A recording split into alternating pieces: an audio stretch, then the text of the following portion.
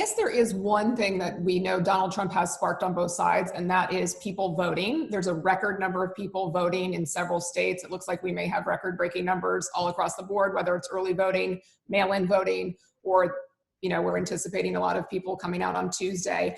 Have you ever seen anything kind of spark this reaction for people to go to the polls? And we're in the midst of this pandemic on top of everything else, and yet people are still doing what they can to get out to vote, which you could say is a good thing, that people are exercising their right to vote.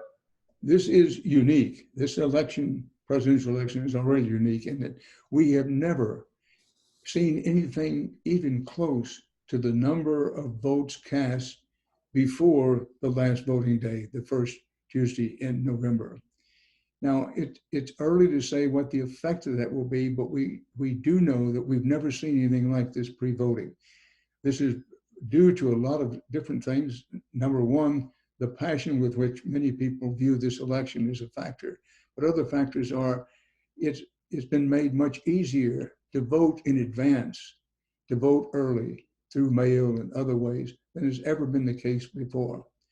Nobody knows what to make of this tremendous pre-election day turnout, that even the most experienced political operatives in the country are scratching their head and admitting we don't know what to make of this. There's a widespread belief that I find runs through many Democrats that this automatically will benefit Joe Biden and their candidate. That may turn out to be true, but we'll have to wait and see. And I do gently recommend caution and patience of how to read the tremendous pre-vote. We have to wait until we see what the vote is on vote day on November 3rd and see the total outcome of the election before we can make a real analysis on what the effect of this early vote is.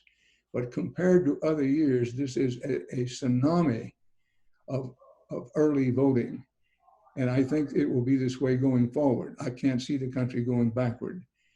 And it's worth noting there have been tremendous efforts, and I use the word advisedly, tremendous efforts on the part of the Republicans in general and the Trump operation particularly, and including the president, to suppress the vote. And in some important ways, they have succeeded. But I do think it speaks very well for our institutions that despite these efforts to suppress the vote, to keep the numbers of people down low, it hasn't succeeded. That the floodgates have been open for early voting. We've seen the results. Now it'll take a while before we can analyze who has benefited the most, Biden or Trump. What would you say to people that haven't voted yet? It's really important to vote. To anyone who hasn't voted or isn't sure that their vote got through, I would say, if you haven't voted, do this. Vote, find a way, vote. And once you have voted, then think to yourself, whom can I call? Whom can I talk to that I think hasn't voted, who's qualified to vote? It's the most important duty of citizenship that any of us have. You know, I've written in my book, What Unites Us, and talked about it, the need for heroic citizenship. Well, here's a chance to be, and perhaps in a small microscopic way, but nonetheless, here's a chance to be a heroic citizen. Vote and get other people to vote.